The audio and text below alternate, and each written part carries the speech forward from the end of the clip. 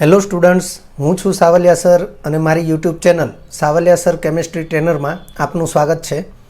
વિદ્યાર્થી મિત્રો, 12 science કેમેસ્ટ્રીનું chapter સવર્ગ સંયોજનો, જેના JEE નીટના MCQ સોલ્યુશનનો આ લેક્ચર નંબર 4 છે. આ લેક્ચરમાં વાસ્તવમાં આપણે ગુજકેટના MCQ સોલ્વ કરવાના છીએ, જેમાં ગુજકેટ 2010થી ગુજકેટ 2012 સુધીની પરીક્ષામાં જે પ્રશ્નો પૂછાયા છે આ ચેપ્ટરમાંથી એના સોલ્યુશન વિશે આપણે અભ્યાસ કરીશું. લાસ્ટ લેક્ચર એટલે કે MCQ સોલ્યુશન લેક્ચર નંબર 3, જેમાં આપણે ગુજકેટ 2006થી ગુજકેટ 2009 સુધીની પરીક્ષામાં પૂછાયેલા કુલ 10 MCQને સોલ્વ કરેલા. આ લેક્ચરમાં આપણે ગુજકેટ 2010થી 2012 સુધીની પરીક્ષામાં પૂછાયેલા MCQ સોલ્વ કરીશું, જે કુલ 5 MCQ છે. પરંતુ એ 5 MCQ જે છે એની ડિટેલિંગ થોડી વધારે છે, એટલે આપણે એને ખાસ ધ્યાનમાં લઈશું, કારણ કે એ પ્રકારના MCQ એ ગુજકેટમાં અને ઇવન ધો JEE નીટ લેવલે પણ પૂછાવાની શક્યતા હોય છે. તો શરૂ કરીએ. સૌથી પહેલો પ્રશ્ન આપણે 11મા નંબરથી શરૂ કરીએ છીએ, કારણ કે 1થી 10 નંબર જે છે એ ગુજકેટ 2006થી 2009ના જે MCQ આપણે સોલ્વ કર્યા એની અંદર આપણે આપેલા છે. અહીં 11મા નંબરનો પ્રશ્ન છે, નીચે આપેલા સંકીર્ણ સંયોજનોના 0.1 મોલર સાંદ્રતાના દ્રાવણો પૈકી કયા દ્રાવણની વિદ્યુત વાહકતા સૌથી ઓછી હશે? વિદ્યાર્થી મિત્રો, 2010 ગુજકેટ 2010માં પૂછાયેલો MCQ છે. તમે અહીં જોઈ શકો છો કે તમને 4 ઓપ્શન જે આપ્યા છે એ 4 ઓપ્શનની અંદર જે તે સંકીર્ણ સંયોજનના IUPAC નામ આપેલા છે. તો આપણે એ ધ્યાનમાં રાખીશું કે IUPAC નામ પરથી આપણને સંકીર્ણ સંયોજનનું સૂત્ર આવડતું હોવું જોઈએ. વિદ્યાર્થી મિત્રો, સામાન્ય રીતે મોટાભાગના વિદ્યાર્થીઓ એ IUPAC નામની પ્રેક્ટિસ કરતા હોય છે, એટલે કે તમને સંકીર્ણ સંયોજન આપ્યું હોય તેનું IUPAC નામ શું થાય એની પ્રેક્ટિસ કરતા હોય છે, પરંતુ IUPAC નામ પરથી સંકીર્ણ સંયોજનનું સૂત્ર એ જે પ્રેક્ટિસ છે એ ઘણી ઓછી કરતા હોય છે અથવા નથી કરતા હોતા. તો ક્યાંક એ ભૂલ ભરેલું છે, કારણ કે એનાથી પણ તમે નુકસાન સહન કરશો. તો એવું ન થાય એટલા માટે નામ IUPAC નામ પરથી એ સંકીર્ણ સંયોજનના સૂત્ર આવડે એ પણ જરૂરી છે. અહીં તમે જોઈ શકો છો કે તમને 4 જે નામ આપ્યા છે એમાં ક્લોરો અને એમાઇન એવા 2 પ્રકારના લિગેન્ડ છે, પ્લેટિનમ ધાતુ છે, અને અહીંયા ક્લોરાઇડ એ સંકીર્ણ ભાગ એટલે કે ચોરસ કૌંસની બહાર આયનીય વિસ્તાર અથવા આયનીયકરણ ક્ષેત્ર જે છે એમાં રહેલો આયન છે. તો સૌથી ઓછી વિદ્યુત વાહકતા માટેની વાત કરી છે, જેના માટે ઉકેલમાં વિકલ્પ A એને સાચો વિકલ્પ આપવામાં આવ્યો છે. તો શા માટે વિકલ્પ A સાચો છે? તો સૌથી પહેલાં ટ્રાયક્લોરો ટ્રાયએમાઇન પ્લેટિનમ, આ પ્લેટિનમનો ઓક્સિડેશન આંક દર્શાવેલો છે જે 4 છે, અને ક્લોરાઇડ એ આયનીય ક્ષેત્રમાં છે અથવા આયનીકરણ ક્ષેત્રમાં છે, એટલે આયન તરીકે છે, લિગેન્ડ તરીકે નથી. તો અહીં આપણે એક સ્પષ્ટતા આ રીતે કરી છે કે જલીય દ્રાવણમાં પ્રતિ અણુ વિયોજિત આયનોની સંખ્યા ઓછી, તેમ તે જલીય દ્રાવણની વીજ વાહકતા પણ ઓછી હોય છે. આનાથી વિરુદ્ધ વિધાન વિચારીએ તો જલીય દ્રાવણમાં પ્રતિ અણુ વિયોજિત આયનની સંખ્યા વધુ, તેમ તે જલીય દ્રાવણની વીજ વાહકતા પણ વધુ હોય છે. વિદ્યાર્થી મિત્રો, અહીંયા જે 4 પદાર્થ છે એ પદાર્થના દ્રાવણો માટે સાંદ્રતાનું મૂલ્ય તો સમાન જ છે, એટલે સાંદ્રતાના સંદર્ભમાં નહીં, પરંતુ ફક્ત ને ફક્ત વિયોજિત આયનોની સંખ્યાના સંદર્ભમાં જ આપણે વીજ વાહકતાને સમજી શકીએ છીએ. અહીં આપણે એક કોષ્ટક બનાવ્યું છે. કોષ્ટકના 2 કોલમ છે, સંકીર્ણ સંયોજનનું અણુસૂત્ર, અને બીજી કોલમ છે જલીય દ્રાવણમાં વિયોજિત આયનોની કુલ સંખ્યા. તો જે ઓપ્શન આપણને અહીં આપ્યા છે ABCD, અને એની અંદર જે IUPAC નામ આપ્યા છે એ IUPAC નામ પ્રમાણે આપણે અહીં સંકીર્ણ સંયોજનના સૂત્ર દર્શાવેલા છે. તો સૌથી પહેલાં છે ટ્રાયક્લોરો. તો ટ્રાયક્લોરો એટલે ક્લોરો એટલે Cl- લિગેન્ડ, વિદ્યાર્થી મિત્રો, જ્યારે 2010માં આ પ્રમાણે પ્રશ્ન પૂછાયો ને એના જે આ ઓપ્શન આપેલા છે, તો ત્યાર પછી જે IUPAC નામકરણ માટેના જે નિયમો અપડેટ થયા, તો એમાં આ ક્લોરોને બદલે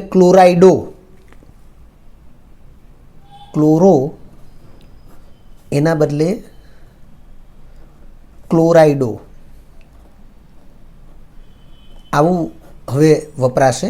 એટલે નામકરણમાં આપણે ધ્યાન રાખીશું કે આ જે 2010માં પૂછાયો પ્રશ્ન અને ત્યારે આ ક્લોરો નામ લખ્યું છે, પણ વાસ્તવમાં હવે જો નામકરણ કરવાનું થાય અથવા આ UPSC નામ લખવાનું થાય તો Cl- લિગેન્ડ છે એને ક્લોરાઇડો લખવામાં આવે છે, એવું આપણે ધ્યાનમાં રાખીશું.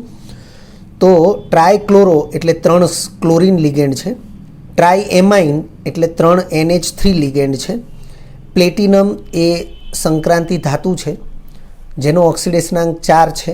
અહીંયા 4 ઓક્સિડેશનાંક દર્શાવવાની જરૂર નથી, પરંતુ ક્લોરાઇડ આયનની સંખ્યા એક જ Cl લખીએ એટલે ટોટલ Cl 4 થયા, એટલે 4 Clના -4.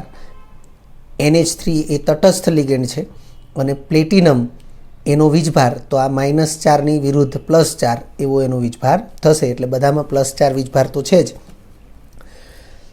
પછી બીજા નંબરે છે ડાયક્લોરો ટેટ્રાએમાઇન.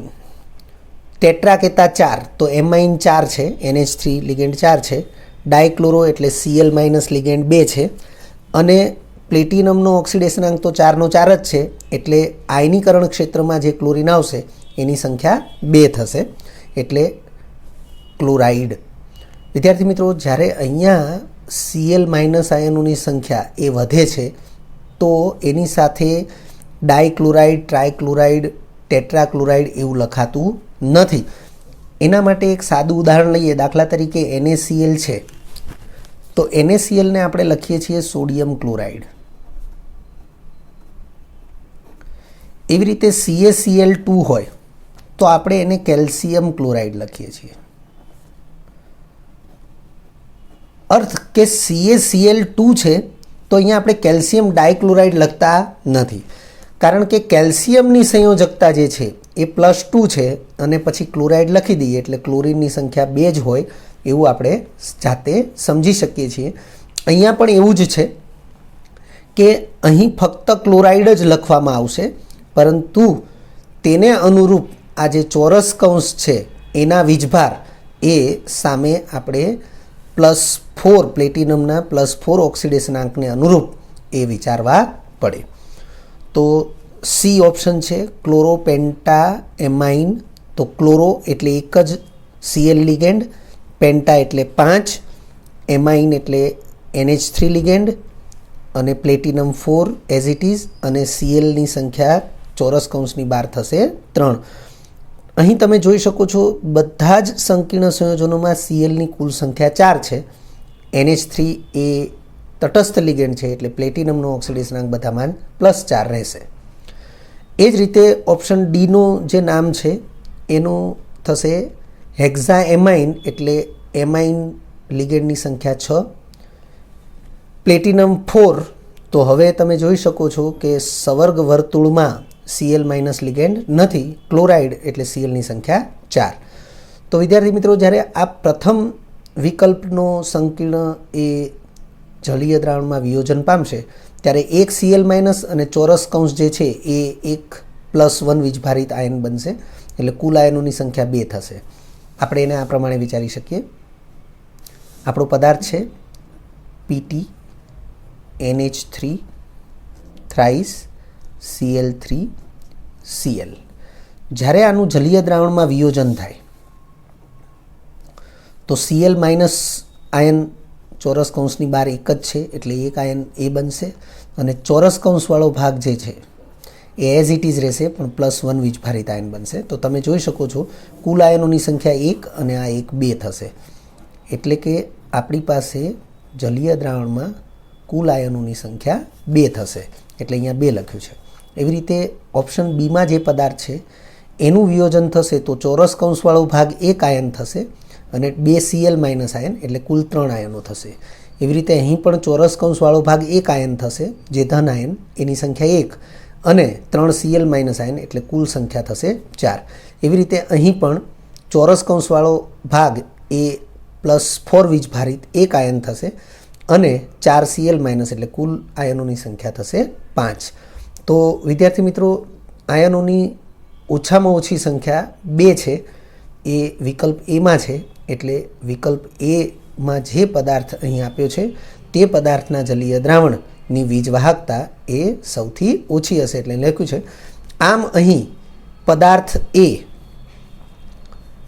ના જલીય દ્રાવણમાં આયનોની સંખ્યા સાપેક્ષમાં સૌથી ઓછી હોવાથી તેના જલીય દ્રાવણની વિદ્યુત વાહકતા પણ સૌથી ઓછી થશે. વિદ્યાર્થી મિત્રો, યાદ રાખો કરીને આપણે અહીં એક વસ્તુ લખી છે જેને આ પ્રકારના કોઈ પણ MCQ છે એને સોલ્વ કરવા માટે ઉપયોગમાં લઈ શકાય. અહીં તમને 4 પદાર્થની સાંદ્રતા સમાન આપી છે, પણ ધારો કે તમને પદાર્થ જુદા જુદા આપ્યા છે અને સાથે એની સાંદ્રતા પણ જુદી જુદી આપી હોય, ત્યારે તમારે આ સૂત્રનો ઉપયોગ કરાય. દ્રાવણની વીજવાહકતા ચલે છે, આયનોની સંખ્યા જે આપણે આ રીતે સૂત્ર ઉપરથી વિયોજનના આધારે નક્કી કરી શકીએ, ગુણ્યા દ્રાવણની સાંદ્રતા. તો આ ગુણાકારનું મૂલ્ય જેનું સૌથી ઓછું આવે એ દ્રાવણની વીજવાહકતા સાપેક્ષમાં સૌથી ઓછી હોય, અને આ ગુણાકારનું મૂલ્ય સાપેક્ષમાં સૌથી વધારે આવે એની વીજવાહકતા સૌથી વધારે હોય. અહીં સાંદ્રતા એ સમાન છે, એટલે સાંદ્રતાનું પરિબળ એને આપણે અચળ તરીકે લઈ શકીએ. તો એ સ્થિતિમાં દ્રાવણની વીજવાહકતા ચલે છે આયનોની સંખ્યા એ પ્રમાણે થશે. ત્યાર પછી MCQ નંબર 12, એક સંકીર્ણ સંયોજનનું સૂત્ર આપ્યું છે. સવર્ગ વર્તુળમાં એટલે કે સંકીર્ણ ક્ષેત્રમાં CO કોબાલ્ટ એ કેન્દ્રસ્થ ધાતુ છે, H2O એ લિગેન્ડ તરીકે છે જેની સંખ્યા 4 આપી છે, અને SO3 એ પણ લિગેન્ડ તરીકે છે. ચોરસ કૌંસની બહાર Cl એ આયનીકરણ ક્ષેત્રમાં આપ્યું છે. તો આ સંકીર્ણમાં ધાતુ આયનનો સવર્ગાંક, ઓક્સિડેશનાંક, ધાતુ આયન માટે કેટલી વસ્તુ પૂછવામાં આવી છે? પહેલું સવર્ગાંક પૂછવામાં આવ્યો છે, એનો ઓક્સિડેશનાંક પૂછવામાં આવ્યો છે, ધાતુ આયનની ડી કક્ષકમાં ઇલેક્ટ્રોનની સંખ્યા પૂછવામાં આવી છે, અને ડી કક્ષકમાં અયુગ્મિત ઇલેક્ટ્રોનની સંખ્યા, આટલી વસ્તુ પૂછવામાં આવી છે. તો એ 4 જે માહિતી છે એ અનુક્રમે અંકો તમને વિકલ્પમાં આપ્યા છે. તો તમે જોઈ શકો છો કે 4 વિકલ્પની અંદર 4 અંકો આપ્યા છે. પ્રથમ અંક છે એ આપણને ધાતુ આયનનો સવર્ગાંક દર્શાવે છે, બીજો અંક છે એ ધાતુ આયનનો ઓક્સિડેશનાંક દર્શાવે છે, ત્રીજો અંક છે એ ધાતુ આયનની ડી કક્ષકમાં ઇલેક્ટ્રોનની સંખ્યા દર્શાવે છે, અને ચોથો અંક જે છે એ ડી કક્ષકમાં અયુગ્મિત ઇલેક્ટ્રોનની સંખ્યા દર્શાવે છે. વિદ્યાર્થી મિત્રો, MCQ સોલ્યુશન લેક્ચર નંબર 2, જેમાં 3જા નંબરનો MCQ એ આપણે આ પ્રકારે સોલ્વ કરેલો છે. હું ફરીથી કહું છું, MCQ સોલ્યુશન લેક્ચર નંબર 2 અને MCQ નંબર 3 તમે રિપીટ કરી લેજો. તો એ MCQ જે છે એ પણ આ પ્રકારનો જ છે. તો આ પ્રકારના MCQની પ્રેક્ટિસ ખાસ કરવી જરૂરી છે. ઉકેલ તરીકે વિકલ્પ ડી એ સાચો આપવામાં આવ્યો છે. MCQ સોલ્યુશન લેક્ચર નંબર 2ની અંદર MCQ નંબર 3 એમાં પણ આપણે બધી ડિટેલ એ સમજાવેલી છે. અહીં પણ આપણે આ MCQ માટે બધી ડિટેલ સમજાવીએ છીએ. તો શરૂઆત કરીએ. અહીં લિગેન્ડ 2 પ્રકારના છે, H2O જે એકદંતી અને તટસ્થ લિગેન્ડ છે, જ્યારે SO3 તો SO3-2 વીજભારિત એ દ્વિદંતી અને -2 વીજભારિત લિગેન્ડ છે. વિદ્યાર્થી મિત્રો, જે લિગેન્ડ આપવામાં આવ્યા છે એ એકદંતી છે, દ્વિદંતી છે, ત્રિદંતી છે, એનો આપણને ખ્યાલ હોવો જોઈએ. એનો વીજભાર કેટલો છે, તટસ્થ છે, શું છે એ પણ આપણને ખ્યાલ હોવો જોઈએ. જેમ કે અહીંયા SO3 છે, પણ અહીંયાથી SO3ને જોઈને ખબર નહીં પડે કે ભાઈ એનો વીજભાર -1 હોય, -2 હોય, -3 હોય, શું હોય, એ આપણે યાદ રાખવું જરૂરી છે. આમ અહીં H2Oના 4 અણુ છે, એટલે 4 H2O લિગેન્ડ દ્વારા 4 ઇલેક્ટ્રોન યુગ્મ, તેમજ SO3-2 એક લિગેન્ડ છે, પરંતુ એ દ્વિદંતી છે એટલે એના દ્વારા 2 ઇલેક્ટ્રોન યુગ્મ, એમ કુલ 6 ઇલેક્ટ્રોન યુગ્મનો સ્વીકાર થતો હોવાથી સંક્રાંતિ ધાતુ કોબાલ્ટનો સવર્ગાંક 6 થશે.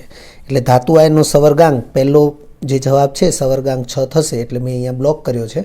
એટલે પહેલો જવાબ 6 આવતો હોય એવા વિકલ્પ સી અને ડી એટલે વિકલ્પ એ અને બી એ વિકલ્પ નિવારણની રીતે એ દૂર થશે. હવે આગળ વધીએ. હવે જો CO એટલે કે કોબાલ્ટનો ઓક્સિડેશનાંક એક્સ ધારી લઈએ તો વિદ્યાર્થી મિત્રો મેં વારંવાર કીધેલું છે કે 11 સાયન્સમાં રેડોક્સ ચેપ્ટર અને રેડોક્સ ચેપ્ટરની અંદર તમને કોઈપણ પદાર્થના ઘટક તત્વના ઓક્સિડેશનાંક શોધવાની જો તમે પ્રેક્ટિસ કરેલી હોય તો એ પ્રેક્ટિસ અહીંયા ખૂબ જ કામની છે, અગત્યની છે. તો કોબાલ્ટનો ઓક્સિડેશનાંક આપણે એક્સ ધારી લઈએ તો એક્સ વત્તા આના માટે એક્સ વત્તા 4 વખત H2Oનો ઓક્સિડેશન નંબર ON એટલે ઓક્સિડેશન નંબર વત્તા એક વખત SO3 -2નો ઓક્સિડેશન નંબર વત્તા એક વખત આ Cl- જે કૌંસની બહાર છે એનો ઓક્સિડેશન નંબર અને આખો સંકીર્ણ સંયોજન એ વીજભારની દ્રષ્ટિએ તટસ્થ છે એટલે બરાબર કરીને કુલ ઓક્સિડેશનાંક 0. તો એક્સ H2Oનો ઓક્સિડેશનાંક 0 કારણ કે એ વીજ તટસ્થ લિગેન્ડ છે, લખ્યું છે એકદંતી તટસ્થ લિગેન્ડ એટલે ઓક્સિડેશનાંક 0 આવશે. SO3 -2 આ એનો વીજભાર -2 છે એટલે એનો ઓક્સિડેશનાંક -2 થશે. Cl- નો ઓક્સિડેશનાંક -1 થશે. -2 ગુણ્યા 1 એટલે -2 થશે. 1 × -1 એટલે એ પણ -1 થશે એટલે ટોટલ -3 થશે.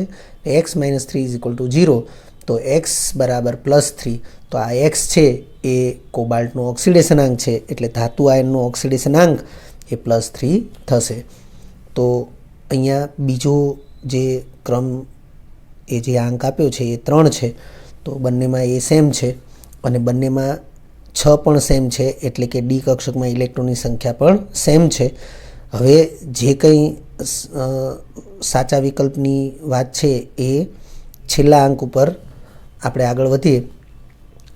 હવે કોબાલ્ટ પરમાણુ ક્રમાંક 27 ઇલેક્ટ્રોન રચના argon complete 3d7 4s2 4p0. વિદ્યાર્થી મિત્રો તમને જે તે સંક્રાંતિ તત્વ એના પરમાણુ ક્રમાંક અને ઇલેક્ટ્રોન રચના પણ આવડતા હોવા જરૂરી છે. તો +3 વીજભાર કારણ કે એનો ઓક્સિડેશનાંક +3 છે. +3 વીજભાર માટે 4sમાંથી 2 ઇલેક્ટ્રોન દૂર થશે અને 3dમાંથી 1 ઇલેક્ટ્રોન દૂર થશે એટલે 3d6 થશે. Argon complete 3d6 4s0 4p0.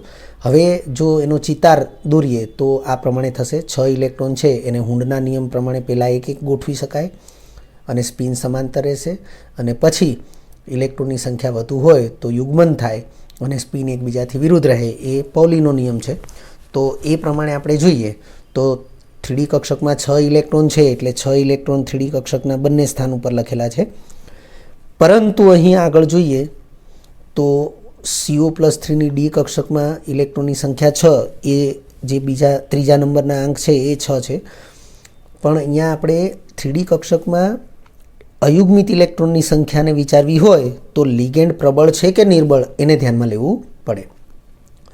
તો બંને લિગેન્ડ H2O અને SO3 આ બંને નિર્બળ લિગેન્ડ હોવાથી ડી કક્ષકમાં ઇલેક્ટ્રોનની ફેરગોઠવણી થશે નહીં અને ફેરગોઠવણી થશે નહીં એટલે ડી કક્ષકમાં ઇલેક્ટ્રોનનું યુગ્મન થશે નહીં એટલે 4 ઇલેક્ટ્રોન અયુગ્મિત આપ્યા છે એ એઝ ઇટ ઇઝ રહેશે એટલે લખ્યું છે. તેથી ડી કક્ષકમાં અયુગ્મિત ઇલેક્ટ્રોનની સંખ્યા બરાબર 4 થશે એટલે અહીંયા પણ આપણે બ્લોક કર્યો છે. જે છેલ્લો પ્રશ્ન છે ડી કક્ષકમાં અયુગ્મિત ઇલેક્ટ્રોનની સંખ્યા તો એ જે 4 છે એ આપણને વિકલ્પ ડીમાં દેખાય છે અને તેથી વિકલ્પ ડી એ સાચો વિકલ્પ છે. ત્યારબાદ 13મો MCQ. મધ્યસ્થ ધાત્વીય આયનનો સંવર્ગાંક 6 ધરાવતા સંકીર્ણ જેનું એક સૂત્ર સામાન્ય તમને આપી દીધું છે FeCl3 × 4NH3 માંથી એમોનિયા વાયુ દૂર થતો નથી પરંતુ AgNO3ના જલીય દ્રાવણ સાથે સફેદ અવક્ષેપ આપે છે તો સંકીર્ણનું IUPAC નામ કયું હશે? 2011માં પૂછાયેલો પ્રશ્ન. વિદ્યાર્થી મિત્રો આ પ્રકારના પ્રશ્ન એટલે કે જેમાં કોઈ પદાર્થ સાથે સફેદ અવક્ષેપ આપવા એટલે કે અવક્ષેપણને લગતું માહિતી આપેલી હોય અને એના આધારે તમારે સાચો વિકલ્પ પસંદ કરવાનો હોય તો આવા MCQની ચર્ચા એ આપણે MCQ સોલ્યુશન લેક્ચર નંબર 1 એની અંદર બીજો, ત્રીજો અને 9મો MCQ હું તમને અહીં સ્પષ્ટ કરી આપું છું.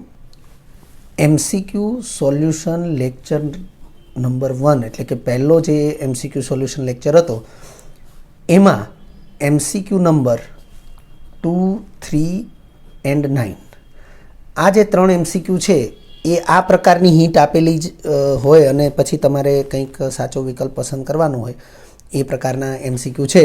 આ પ્રકારની હિન્ટ એટલે કે જેમાં અવક્ષેપણને લગતી માહિતી હોય અને એના આધારે તમારે એ MCQમાં સાચો વિકલ્પ પસંદ કરવાનો હોય તો તમારે MCQ સોલ્યુશન લેક્ચર નંબર 1 એની અંદર તમારે આ 3 MCQ છે એને રિફર કરી લેવા જોઈએ. તો અહીં તમને 4 IUPAC નામ આપ્યા છે. વિદ્યાર્થી મિત્રો, સૌથી પહેલાં તો તમારે આ જે પદાર્થ છે એના આધારે તમારે સંકીર્ણ સંયોજનનું સૂત્ર બનાવવું પડે અને પછી એને લગતું સાચું IUPAC નામ એ અહીંયાથી આપણે પસંદ કરવું પડે. વિકલ્પ ડી એને ઉકેલ તરીકે સાચો વિકલ્પ આપવામાં આવ્યો છે. તો આપણે કઈ રીતે આને વિચારી શકીએ એનો ખુલાસો અહીં કરેલો છે. સૌથી પહેલાં લખ્યું છે સંકીર્ણના આપેલ સૂત્ર છે FeCl3 × 4H2O. તો FeCl3 અલગ પદાર્થ છે અને 4 એમોનિયાના અણુ અલગ પદાર્થ છે. તો FeCl3ને જોતાં જ ખબર પડી જાય કે એમાં Feનો ઓક્સિડેશનાંક +3 છે. એટલે અહીંયા લખ્યું છે સંકીર્ણના આપેલા સૂત્ર FeCl3 × 4NH3 મુજબ મધ્યસ્થ ધાતુ Fe નો ઓક્સિડેશનાંક +3 થશે. કારણ કે FeCl3ને જ ધ્યાનમાં લેવાનું. એમોનિયા તટસ્થ છે અને એ એની સાથે અલગથી જોડાયેલો પદાર્થ છે એવું અત્યારે આપણે અહીં સમજીશું. એટલે FeCl3માં Clનો ઓક્સિડેશનાંક -1 એ 3 વખત એટલે -3, તો સામે Feનો ઓક્સિડેશનાંક +3. અને બીજું કે જે પદાર્થનું સૂત્ર અહીંયા આપ્યું છે એમાં Fe ફક્ત ધાતુ પરમાણુ છે એટલે મધ્યસ્થ ધાતુ તરીકે Fe જ રહેશે અને એનો ઓક્સિડેશનાંક +3 થશે. હવે તમે જોઈ શકો છો કે 3 Cl- આયન છે અને NH3ના 4 અણુ છે. તો 3 Cl- આયનો અને 4 NH3 અણુ એટલે ટોટલ 7 જે છે એ એકદંતી લિગેન્ડ આપણને અહીં આપ્યા છે. Cl- પણ એકદંતી લિગેન્ડ છે, NH3 પણ એકદંતી લિગેન્ડ છે. ફરક એટલો છે કે Cl-1 વીજભારિત લિગેન્ડ છે અને NH3 તટસ્થ લિગેન્ડ છે. તો લખ્યું છે જે બધા જ એકદંતી લિગેન્ડ છે. પરંતુ સવર્ગાંક 6 છે, અહીંયા લખ્યું છે સવર્ગાંક 6. હવે સવર્ગાંક 6 હોવો એનો મતલબ કે ચોરસ કૌંસની અંદર જે મધ્યસ્થ સંક્રાંતિ ધાતુ પરમાણુ હોય એની સાથે આપણે એકદંતી એવા 6 લિગેન્ડ જ દર્શાવી શકીએ. તો લખ્યું છે પરંતુ સવર્ગાંક 6 હોવાથી ઉપરોક્ત 7 પૈકી 3 Cl- અને 4 NH3 કુલ થયા 7 એકદંતી લિગેન્ડ. ઉપરોક્ત 7 પૈકી 6 લિગેન્ડ સવર્ગ ક્ષેત્ર એટલે કે ચોરસ કૌંસમાં રહેશે અને એક લિગેન્ડ સવર્ગ ક્ષેત્રની બહાર આયનીકરણ ક્ષેત્રમાં રહેશે. હવે વિદ્યાર્થી મિત્રો, 6 લિગેન્ડને અંદરની બાજુએ એટલે ચોરસ કૌંસની અંદર બતાવવાના છે અને એક લિગેન્ડને ચોરસ કૌંસની બહાર જમણી બાજુએ આપણે બતાવીશું જેને આયનીકરણ ક્ષેત્ર કહેવાય. તો લખ્યું છે ઉપરાંત આયનીકરણ ક્ષેત્રમાં આપણે Cl- આયનને વિચારીએ તો અને તો જ એ AgNO3 સાથે એ સફેદ અવક્ષેપ આપી શકે. આપણે એનો ખુલાસો આ પ્રમાણે દર્શાવેલો છે. ઉપરાંત જો તે એક લિગેન્ડ એટલે જેને આપણે આયનીકરણ ક્ષેત્રમાં ચોરસ કૌંસની બહાર દર્શાવવાનો છે એક લિગેન્ડ, તે એક લિગેન્ડ Cl- હશે તો જ જલીય દ્રાવણમાં AgNO3 માના AgNO3નું જલીય દ્રાવણ હોય તો એમાં Ag+ આયન હોય અને જે સંકીર્ણના સવર્ગ ક્ષેત્રની બહાર એટલે કે આયનીકરણ ક્ષેત્રમાં Cl- હોય એ બંને એ AgClના સફેદ અવક્ષેપ આપી શકે. એટલે આ પ્રમાણે જો વિચારવામાં આવે તો સવર્ગ ક્ષેત્રની અંદર 3 Cl- ને બદલે 2 Cl- દર્શાવવા પડે, એક Cl- સવર્ગ ક્ષેત્રની બહાર દર્શાવવો પડે અને 4 NH3 લિગેન્ડ છે એને સવર્ગ ક્ષેત્રની અંદર એટલે કે ચોરસ કૌંસની અંદર દર્શાવવા પડે. તો એ પ્રમાણે જો આપણે સંકીર્ણ પદાર્થને વિચારીએ તો લખ્યું છે આથી તે સંકીર્ણ પદાર્થ ચોરસ કૌંસમાં Fe NH3ના 4 લિગેન્ડ એ ચોરસ કૌંસની અંદર 3 Cl- છે એમાંથી 2 Cl- લિગેન્ડ તરીકે અંદર અને એક Cl- એને ચોરસ કૌંસની બહાર. અને આવું સંકીર્ણ છે એનું વિયોજન થાય ત્યારે ફક્ત આ Cl- આયન જે છે એ Cl- આયન તરીકે એ વિયોજિત થશે જે Ag+ સાથે AgClના અવક્ષેપ આપી શકશે. હવે આ જે સંકીર્ણ છે એ સંકીર્ણનું IUPAC નામ તો એ વિકલ્પ ડી પ્રમાણે થશે. તમે જોઈ શકો છો એમાઇન લિગેન્ડની સંખ્યા 4 છે એટલે ટેટ્રાએમાઇન. પછી ક્લોરાઇડ જે લિગેન્ડ છે એની સંખ્યા 2 છે તો ડાયક્લોરાઇડો. હમણાં આપણે ચર્ચા કરેલી કે ત્યાર પછી 2010 પછી જે નિયમો અપડેટ થયા એમાં ક્લોરો એના બદલે ક્લોરાઇડો એવું વપરાય છે. એટલે અહીં આપણે જોઈ શકીએ છીએ કે ડાયક્લોરાઇડો. પછી એફી એનું લેટિન નામ ફેરમ છે અને એના આધારે જ એની સંજ્ઞા એફી છે. અને ચોરસ કૌંસવાળો ભાગ એ ધન વીજભારિત છે, તેથી ધાતુનું મૂળ નામ જ લખવામાં આવે એટલે ફેરમ લખ્યું છે. જો ચોરસ કૌંસવાળો ભાગ ઋણ આયન હોય તો એટ પ્રત્યે લાગે તો ફેરેટ લખવું પડે, પરંતુ અહીં ચોરસ કૌંસવાળો ભાગ એ ધન આયન છે એટલે ધાતુનું મૂળ નામ ફેરમ. ઓક્સિડેશનાંક +3 છે એટલે ટ્રિપલ આઈ લખ્યું છે. કૌંસની બહાર Cl- આયન માટે ક્લોરાઇડ લખેલું છે એટલે વિકલ્પ ડી એ IUPAC નામ એ સાચું રહેશે. પરંતુ અહીં બાકીના જે 3 વિકલ્પ છે જેમાં IUPAC નામ આપેલા છે એના માટે અહીં આવી કંઈક સ્પષ્ટતા કરેલી છે. ઉપરાંત અહીં વિકલ્પ એ મુજબ જે IUPAC નામ આપ્યું છે એ ખોટું છે. હવે કેમ ખોટું છે તો એની ખાલી એક ચર્ચા આપણે જોઈ લઈએ. કારણ કે તમે જોઈ શકો છો અહીંયા એમોનિયમ આયનનું નામ આપ્યું છે અને પછી સંકીર્ણ ભાગ આપ્યો છે. તો એનો અર્થ એવો થાય કે એમોનિયમ ધન આયન જેને NH4+ કહેવાય એટલે NH4+ આપણે આગળ દર્શાવવું પડે, એમોનિયમ આયન છે. અને ચોરસ કૌંસવાળો ભાગ એ ઋણ આયન થશે. હવે જો ચોરસ કૌંસવાળો ભાગ ઋણ આયન થશે તો આપણે જે લખ્યું છે એ પ્રમાણે વિચારીએ તો અહીંયા લખ્યું છે ટ્રાયક્લોરો, ટ્રાયએમાઇન. હવે ટ્રાયક્લોરો એટલે Cl3, ટ્રાયએમાઇન એટલે NH3 પણ 3 વાર અને પછી અહીંયા એફી સંક્રાંતિ ધાતુ. તો અહીં ચોરસ કૌંસવાળો ભાગ ઋણ આયન થાય એટલે એફી જે છે એને ફેરમ લખવાને બદલે ફેરેટ લખવું પડે, કારણ કે એટ પ્રત્યે આવે એટલે ફેરેટ એવું નામ લખવું પડે. તો અહીંયા ફેરમ લખેલું છે માટે એ IUPAC નામ ખોટું છે. વિકલ્પ બી મુજબ IUPAC નામને અનુરૂપ પદાર્થમાં એફીનો સવર્ગાંક 4 થશે જે આપેલ માહિતીનું પાલન કરતો નથી. હવે વિકલ્પ બીમાં તમે જોઈ શકો છો તમને એક નામ આપ્યું છે. હવે એ જે નામ આપ્યું છે એમાં તમે જુઓ કે ટેટ્રાએમાઇન ફેરમ લખ્યું છે. અર્થ કે એફી સાથે NH3 લિગેન્ડની સંખ્યા 4 અને પછી ચોરસ કૌંસ પૂરો.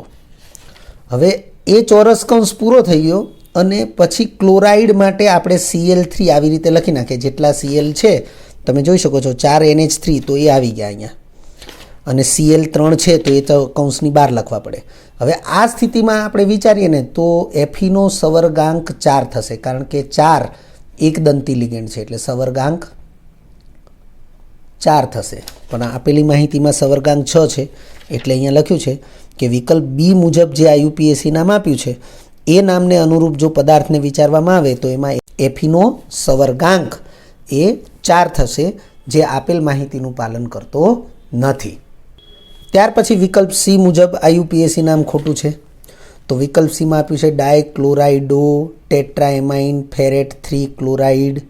તો વિદ્યાર્થી મિત્રો અહીંયા પણ તમે જોઈ શકો છો કે સંકીર્ણ ભાગનું નામ પહેલાં આપ્યું છે. જો સંકીર્ણ ભાગનું નામ પહેલું આપ્યું હોય તો એનો મતલબ ચોરસ કૌંસવાળો ભાગ છે ધન આયન છે અને ધન આયન હોય તો એટ પ્રત્યે ન લાગે, અહીંયા ફેરમ હોવું જોઈએ. પણ અહીં ફેરેટ લખ્યું છે એટલે આ નામ ખોટું છે. તો વિદ્યાર્થી મિત્રો તમે IUPAC નામકરણ માટેના નિયમો અને IUPAC નામકરણની પ્રેક્ટિસ ખૂબ સારી રીતે કરી હોય તો અહીં તમને પહેલું નામ ખોટું છે એવો ખ્યાલ આવી જશે. જે ત્રીજું નામ છે એટલે વિકલ્પ સીનું નામ છે એ પણ ખોટું છે એનો ખ્યાલ આવી જશે. વિકલ્પ બીમાં જે નામ આપ્યું છે એમાં ધાતુ આયન એનો સવર્ગાંક 4 છે એવો ખ્યાલ આવી જશે જે આનું પાલન કરતો નથી અને એ પ્રમાણે પણ આપણે વિકલ્પ નિવારણથી ફક્ત વિકલ્પ ડી સાચો છે એવું દર્શાવી શકીએ. ત્યાર પછી 14મા નંબરનો MCQ છે. Mn2+ સંકીર્ણ ક્ષારની ચુંબકીય ચાક માત્રાનું પ્રાયોગિક મૂલ્ય 5.96 બોર મેગ્નેટોન છે, જે સૂચવે છે કે હવે તમને અહીં 4 વિધાન આપેલા છે એ પૈકી કોઈ એક બાબત એ અહીં સૂચવે છે એવો અર્થ સ્પષ્ટ થશે. 2011 ગુજકેટમાં પૂછાયેલો પ્રશ્ન. વિદ્યાર્થી મિત્રો 4 વિકલ્પ આપ્યા છે, ફરીથી જોઈ લઈએ. Mn2+ સંકીર્ણ ક્ષારની ચુંબકીય ચાકમાત્રાનું પ્રાયોગિક મૂલ્ય 5.96 બોર મેગ્નેટોન છે, જે સૂચવે છે કે ઇલેક્ટ્રોનનું કક્ષીય ભ્રમણ અને ધરાભ્રમણ એક જ દિશામાં છે, વિરુદ્ધ દિશામાં છે. ઇલેક્ટ્રોન કક્ષીય ભ્રમણ ધરાવતો નથી, તે માત્ર ધરાભ્રમણ ધરાવે છે. અને વિકલ્પ ડી, ઇલેક્ટ્રોન ધરાભ્રમણ ધરાવતો નથી, માત્ર કક્ષીય ભ્રમણ ધરાવે છે.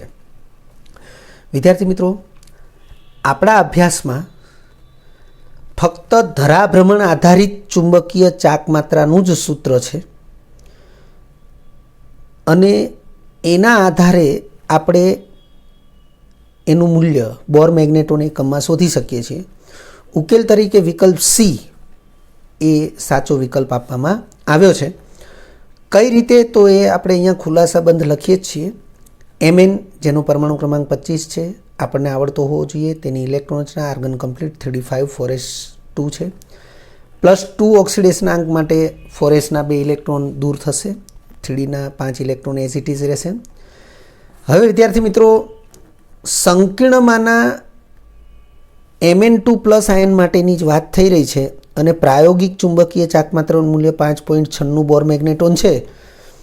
તો આ 5 ઇલેક્ટ્રોન છે એ અયુગ્મિત હોય એ આપણને તરત જ ખ્યાલ આવે, કારણ કે 5.96 બોર મેગ્નેટોન જો સૈદ્ધાંતિક રીતે આપણે μ=n(n+2) સૂત્રને અનુરૂપ વિચારીએ તો n બરાબર 5 માટે આપણને મ્યુનું મૂલ્ય 5.92 બોર મેગ્નેટોન મળે. તો આ 5.92 અને આપેલ મૂલ્ય 5.96 એ ખૂબ જ નજીકના મૂલ્ય છે અને તેથી આપણને ખ્યાલ આવે કે ફક્ત ધરાભ્રમણ આધારિત ચુંબકીય ચાકમાત્રાનું જ આ મૂલ્ય છે, અન્ય કોઈ પણ પ્રકારની ચુંબકીય ચાકમાત્રાનો સમાવેશ થતો નથી. એટલે લખ્યું છે કે હવે ફક્ત ધરાભ્રમણ આધારિત ચુંબકીય ચાકમાત્રા μ=n(n+2). હું ફરીથી બોલું છું કે આ ચુંબકીય ચાકમાત્રા એ ફક્ત ને ફક્ત ધરાભ્રમણ આધારિત ચુંબકીય ચાકમાત્રા દર્શાવે છે. તો અહીં 5.96 મૂલ્ય એ n બરાબર 5 એટલે કે અયુગ્મિત ઇલેક્ટ્રોનની સંખ્યા 5 હોય એના માટે છે અને આ મૂલ્ય એ ફક્ત ધરાભ્રમણ આધારિત ચુંબકીય ચાકમાત્રાનું જ છે એવું સ્પષ્ટ થાય છે. લખ્યું છે, તેથી કહી શકાય કે ચુંબકીય ચાકમાત્રામાં અન્ય કોઈ પણ પ્રકારના ભ્રમણનો સમાવેશ નથી.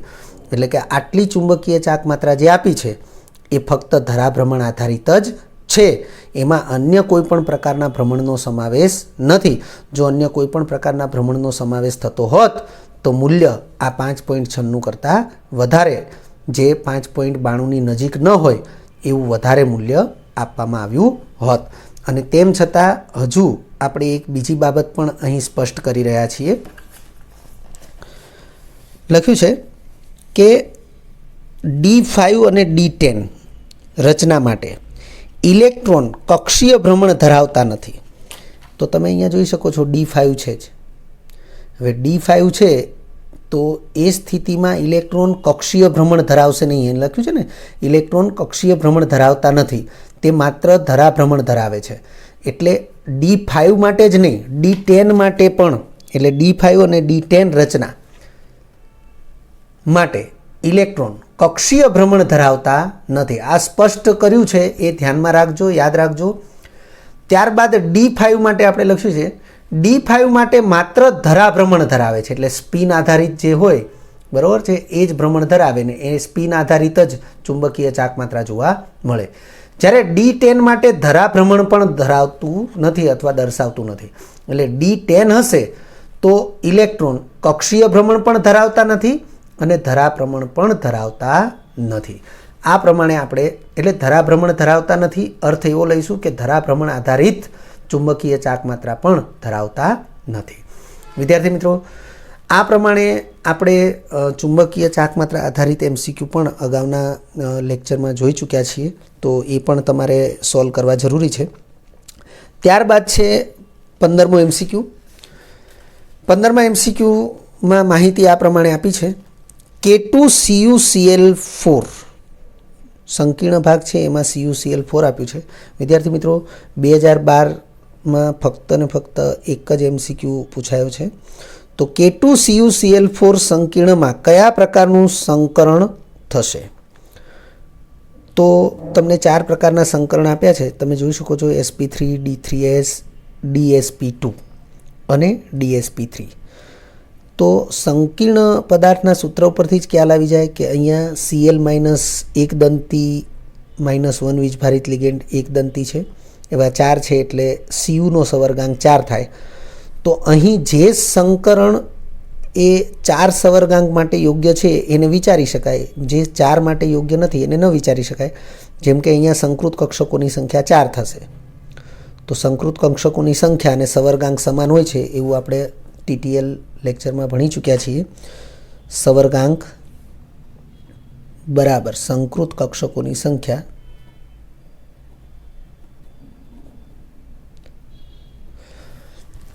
આપણે કોન્સેપ્ટ TTL 1ની અંદર આપણે આ સ્પષ્ટતા કરી ચૂક્યા છીએ. તો અહીંયા સવર્ગાંક એટલે સંકૃત કક્ષકોની સંખ્યા 4 છે એટલે સવર્ગાંક 4 શક્ય છે. અહીંયા પણ સંકૃત કક્ષકોની સંખ્યા 4 છે એટલે સવર્ગાંક 4 શક્ય છે. અહીંયા પણ સંકૃત કક્ષકોની સંખ્યા 4 છે, Dની 1, Sની 1 અને Pની 2 એટલે ટોટલ 4 થશે. પરંતુ અહીંયા તમે જોઈ શકો છો Dની 1, Sની 1 ને Pની 3, તો કુલ કક્ષકો 5 થશે. પરંતુ અહીંયા સવર્ગાંક 4 છે એટલે વિકલ્પ D તો શક્ય જ નથી. પરંતુ જે અહીં આપ્યું છે એ પૈકી ફક્ત વિકલ્પ A એ સાચો વિકલ્પ છે. તો આગળ વધીએ. કેન્દ્રસ્થ ધાતુ કોપર છે જેનો ઓક્સિડેશનાંક +2 થશે. તમે ઓક્સિડેશનાંક શોધી શકો છો જાતે, +2 થશે. હવે કોપરનો પરમાણુ ક્રમાંક 29 છે, એની ઇલેક્ટ્રોન રચના argon complete 3D10 4s1 4p0 એવી થશે. વિદ્યાર્થી મિત્રો, કોપર, ક્રોમિયમ આ બંને જે તત્વો છે એની ઇલેક્ટ્રોન રચના એ અપવાદ છે, આપણે જાણીએ છીએ. Cu2+ તો 2 ઇલેક્ટ્રોન દૂર થશે, 4sમાંથી 1 અને 3dમાંથી 1, એટલે હવે થશે argon complete 3d9 4s0, 4p0 જ છે. હવે ઊંડના નિયમ પ્રમાણે અને પૌલીના નિયમ પ્રમાણેની ગોઠવણી વિચારીએ તો આ પ્રકારની ગોઠવણી થશે. 3dમાં 1 ઇલેક્ટ્રોન અયુગ્મિત આપણે જોઈ રહ્યા છીએ. પરંતુ તમે જુઓ કે Cl- નિર્બળ લિગેન્ડ છે એટલે 3D કક્ષકમાં ઇલેક્ટ્રોનને કોઈ અસર થશે નહીં. એટલે લખ્યું છે અહીં Cl- નિર્બળ લિગેન્ડ હોવાથી 3D કક્ષક એ સંકળમાં ભાગ લેશે નહીં. તો એવા સંજોગોમાં જે ખાલી કક્ષકો છે એનો જ ઉપયોગ થશે. હવે અહીં સવર્ગાંક 4 છે એટલે 4 કક્ષકો જોઈએ તો 4sની 1 અને 4pની 3 એમ કુલ 4 કક્ષકો સંકળમાં ભાગ લેશે એટલે sp3 સંકરણ જ શક્ય બનશે. એટલે લખ્યું છે આ સ્થિતિમાં સવર્ગાંક 4ને અનુરૂપ અહીં 4sની 1 અને 4pની 3 કક્ષકો વચ્ચે sp3 પ્રકારનું જ સંકરણ શક્ય બનશે. હવે વિદ્યાર્થી મિત્રો, આપણો વિકલ્પ એ જે છે એ સાચો છે, પણ બાકીના જે વિકલ્પો છે એના માટે પણ અહીં આપણે થોડીક માહિતી લખેલી છે કે D3S સંકરણ જે છે એ ફક્ત KMnO4માં જ શક્ય છે. આપણે ખાસ ઉદાહરણ યાદ રાખશું કે KMnO4 એમાં Mnનો ઓક્સિડેશનાંક +7 છે એટલે Mnની 5 D કક્ષકો ખાલી હશે અને એ સ્થિતિમાં D3S પ્રકારનું સંકરણ જોવા મળશે. એટલે ખાસ યાદ રાખજો. ત્યારબાદ છે DsP2 સંકરણ. જો પ્રબળ લિગેન્ડ હોય તો D કક્ષક છે એ ખાલી થાય તો D કક્ષક સંકરણમાં ભાગ લે. આપણે સવર્ગાંક 4ના સંદર્ભમાં વિચારીએ તો DsP2 સંકરણ શક્ય બને. એટલે લખ્યું છે જો પ્રબળ લિગેન્ડ હોય તો 3D કક્ષકમાં ઇલેક્ટ્રોનની ફેરગોઠવણી થવાથી ખાલી થયેલી 3D કક્ષક એ સંકળમાં ભાગ લે છે. આથી સવર્ગાંક 4 મેં કીધું એ પ્રમાણે સવર્ગાંક 4ને ધ્યાનમાં રાખવો જરૂરી છે. સવર્ગાંક 4 માટે DsP2 સંકરણ શક્ય બને, પરંતુ અહીંયા Cl- છે એ નિર્બળ લિગેન્ડ છે એટલે વિકલ્પ C પ્રમાણેનું સંકરણ શક્ય બનશે નહીં. વિકલ્પ ડીમાં આપ્યું છે DsP3 સંકરણ. હવે DsP3 સંકરણથી 5 સંકૃત કક્ષકો બને. હવે 5 સંકૃત કક્ષકોનો મતલબ થાય સવર્ગાંક 5 એટલે અહીં સવર્ગાંક 4ની જરૂર છે એટલે લખ્યું છે આથી સવર્ગાંક 5 થશે. તેથી સવર્ગાંક 4 માટે તે શક્ય નથી એટલે સવર્ગાંક 4 માટે આ સંકરણ શક્ય નથી.